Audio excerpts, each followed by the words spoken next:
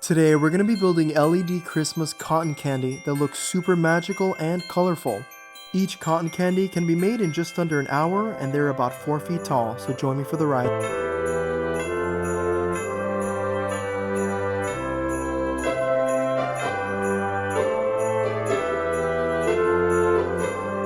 To begin making our cotton candy, we're going to be using these styrofoam blocks. Now these blocks are 19 inches long, 12 inches wide, and 12 inches deep. I use these to make my giant pumpkin for my Halloween special video that I did. A lot of you commented that it was very difficult to find these. These are usually given away for free. Tractor Supply Store is your best bet. In North America, many stores will give them away for free, but you have to talk to management. Some stores have a very strict policy, while others are more lax. You could also try Facebook Marketplace. This is where I found these actually. You go on there, search styrofoam blocks, and many shipping companies that sell RVs or car parts or large shipping containers usually have these, and many of them just want to get rid of them. So you can also look there. We're using this because we need a thick base for our cotton candy. If you cannot find this, an alternative would be to use expanding foam.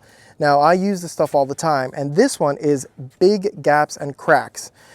We would use some parchment paper, get out about 2 feet of parchment paper, then use maybe 2 or 3 bottles. You would use an entire bottle on the parchment paper, and what you want to do is just make a mound. It's not going to come out like this, but after you've used an entire can, wait about 15 minutes so it can expand. Then use a second can on top of it. And what you're trying to do is create some sort of mound that you can use as the base, because this one is ideal, but we can't all be lucky to find these. So use expanding foam, make a mound, use 2 or 3 bottles, and once you're done, you can trim the edges or cut it a little bit to give you just a base to go on, because we need something to wrap the lights and to wrap the eventual things that will make the cotton candy. So that's just some of the tips we're gonna do. So if we're going with this route right here, next is to cut off the corner so that it's not square like this, or rectangle should I say. So let's get to that. Now we're going to be using my hot knife that I got from Harbor Freights. I love this piece of equipment because it's just perfect. Everyone that does crafts should do this. It's already smoking right now, but I use it for all my styrofoam and crafts project. It's super easy to cut things. So we're going to be using this, and it has a safety feature that turns off as soon as you let go of the button because it gets crazy hot. So I'm all about safety. Safety first. When we melt styrofoam, it releases toxic gases such as styrene, among other things. It is very imperative that you cut styrofoam outside or in a well-ventilated area because it's not healthy. So I always use a respirator when cutting this. Even though I'm outside, I always go the extra mile when it comes to safety. It's my life, it's my health. I want to make sure that I'm not doing anything that's detrimental to it. So wear a respirator or do it outside in a well-ventilated area before you cut or melt styrofoam.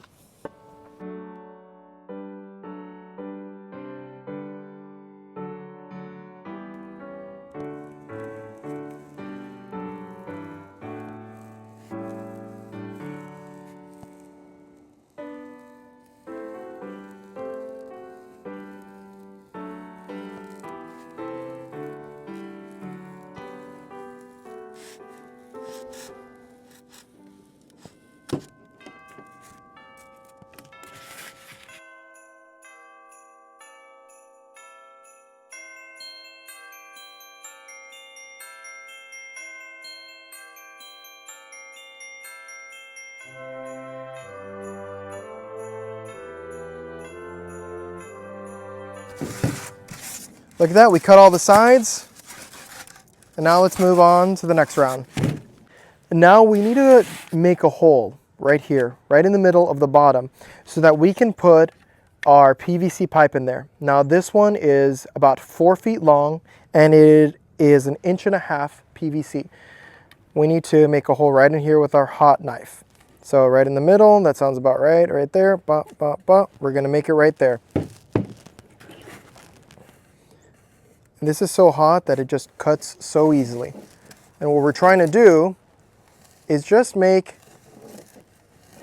a hole for our 1.5 inch PVC pipe to go into. Just like that.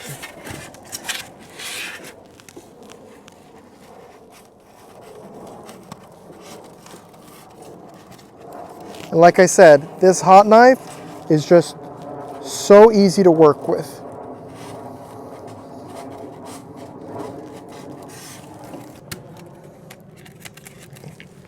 And then,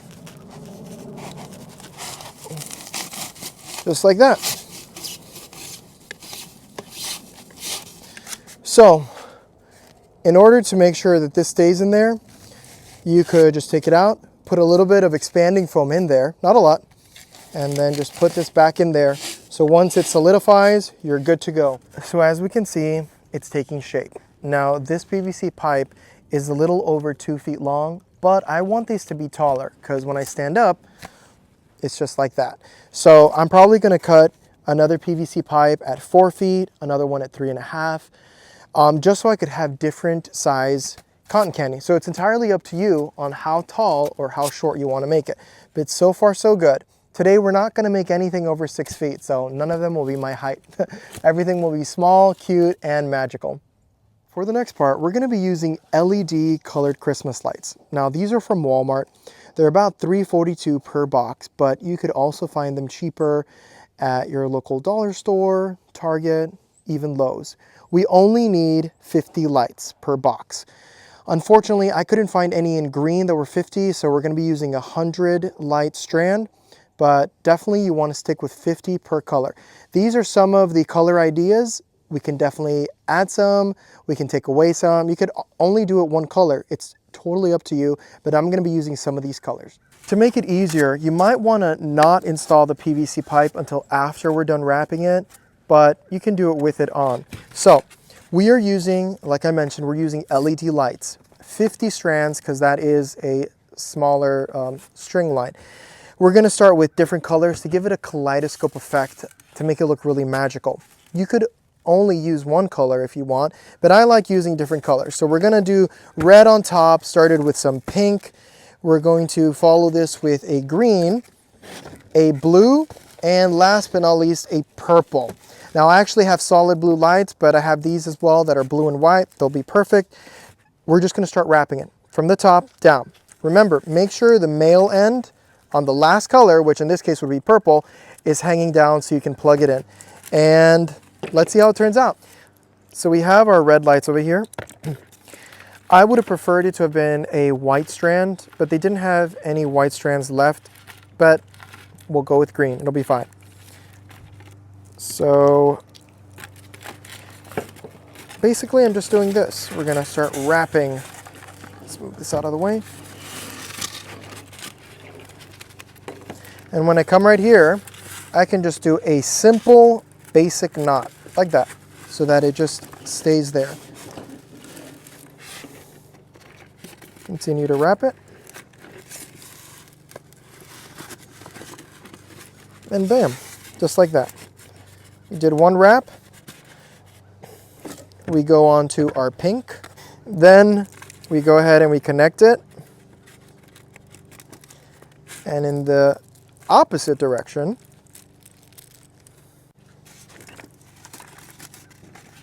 start attaching it.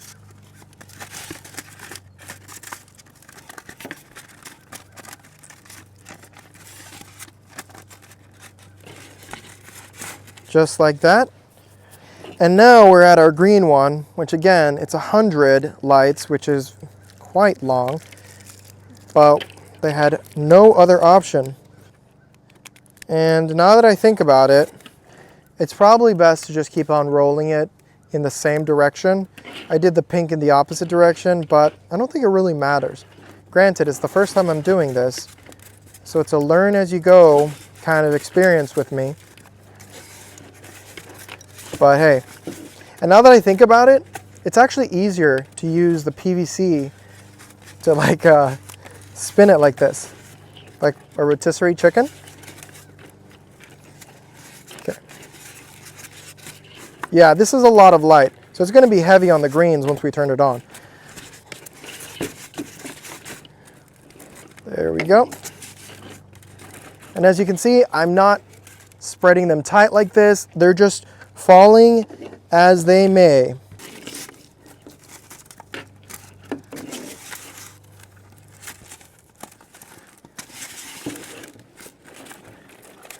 There we go. And last but not least, we have purple. I love purple. It reminds me of Halloween. But it's Christmas, so. Okay, there we go. And perfect. And again, a reminder, the male end needs to be the last one so that you can connect it.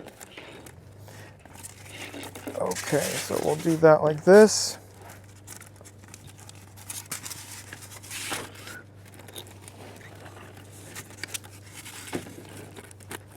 Okay, there we go. We got it. So this can hang just like that. And we're done with the lights. Look how simple that was. Next, what we're going to be doing is wrapping this with spider webs. Aha, there's the Halloween. I bought cheap Halloween web from Walmart, and I think they're like $1 a bag, maybe a bit more. We're going to show you right now. We're just going to wrap it so that we can hold the lights in place, because that's not going to be the cotton candy effect. So let me grab that real quick.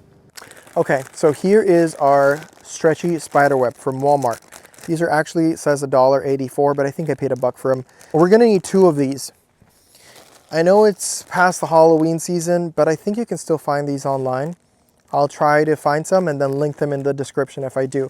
But I got 2 of these, and we're gonna wrap it with both of them. So carefully take it out. And it says to unfurl it like that. And then each section we want to stretch as much as possible. I don't want it to touch the ground, so.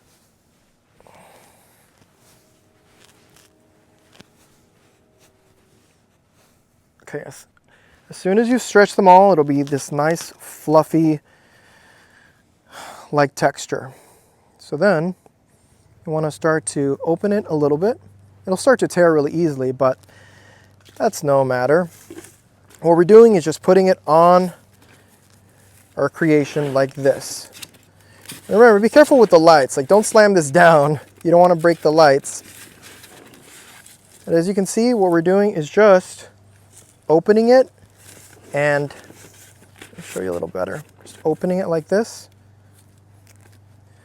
stretching it out, and putting it on the top and the bottom, just like that. We have to cover both sides, just like that. Perfect.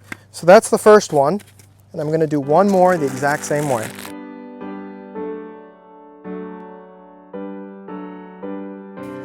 And then the ends right over here, you just go one on top of the other, just like that. I feel I should be helping with the leaves, but I absolutely loathe raking leaves. Allsy, you good? He's good. I think he's slightly not happy. Okay, so as you can see, this unfurls like a blanket. You want to make sure you're working on a clean surface because this thing picks up everything, leaves, sticks, dirt. So try to work on a clean area and not on the floor. And what we're going to do is unfurl it as much as we can and then begin wrapping it around, okay? So let's start.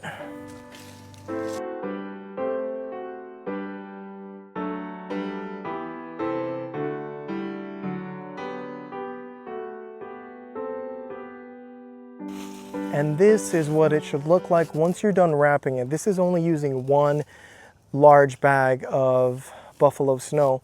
It's looking really, really good. So if you wanted to make sections on it, like maybe have a section stand out, you could use fishing wire. I don't have any fishing wire to show you, but essentially you would wrap the fishing wire around a section and tighten it up, which would kind of create like its own little puffy section. I don't know if that makes any sense. I saw someone do it, but I don't have any fishing wire, but I love how it looks right now. So here comes the moment of truth. Do I paint this in a cotton candy color or do I leave it as is? Cotton candy isn't really sold in white, but I don't want to lose the light feature that happens when you turn it on. So I'm going to spray paint one. pink to see what it looks like once I turn on the lights. Let's hope it looks good. So to finish this off, I want to show you the bottom. I was removing a little bit more from inside of this hole right here. And again, we're using this awesome hot knife over here to just dig in like this and keep on going until we get a nice hole that's about, I would say that's about 8 inches deep, 6 to 8 inches deep. This is for our PVC pipe. So you see all of this stuff hanging out here. What I'm doing is I'm grabbing my hot glue gun, putting some hot glue on the actual snow, and then simply bending it like that, being very careful not to burn yourself. Hold it there for a few seconds and it should be good, because a lot of it will start flying away. We also have the opportunity to use landscape pins. Now these landscape pins, I had them lying around, so they're a bit big, but they still do the trick. You can grab a bunch of it and then insert it into the foam just like that, push it all the way in, and it holds it in. You can't even see it. So I'm going to actually use both of these methods. I'm going to use some hot glue, and in places like over here, I'm probably going to use a landscape pin to just pin it down, being very careful not to pierce the lights that are on the inside. But you just want to start putting things together so that they're not all flying around. But definitely hot glue is the way to go, or landscape pins. I'm going to link these landscape pins in the bio below. And once we're done with that, we can spray paint it. This is our second one. We can spray paint it. I'm going to be using, I think, a baby blue to spray paint this. And then we'll move on. So just a quick tip. For areas where it creases, where one snow blanket met another one, we'll apply hot glue right in the middle, like right over here. We'll apply some in there, press it gently for a few seconds until it hardens. But then, once it dries, you want to pull at it just a little bit, like if we're defluffing it, or teasing it, I guess is what you would call it. That way, it becomes less noticeable, but also it gives a more fluffier effect to our cotton candy. So we're going to put more hot glue back there, but as you can see, it's looking better when we're just pulling it ever so gently, because if you pull it too hard, then you'll tear it. And just like that, like over here we need hot glue, but we'll pull it a little bit more. So make sure you do that where you see creases or areas where it needs a little bit more fluff. So I have my spray paint here. This is a Gloss Mambo Pink. I got it at Lowe's. It's rated for indoor and outdoor use. So let's see how this looks once we spray it on it. Shake it really good for about a minute or two. And then, since I've already shaken it, just lightly cover it like so. Remember, you want to do this in a well-ventilated area. And if you're not outside, you're going to want to be using a respirator, which in fact you should be using one. You don't want to be smelling this or breathing in these fumes.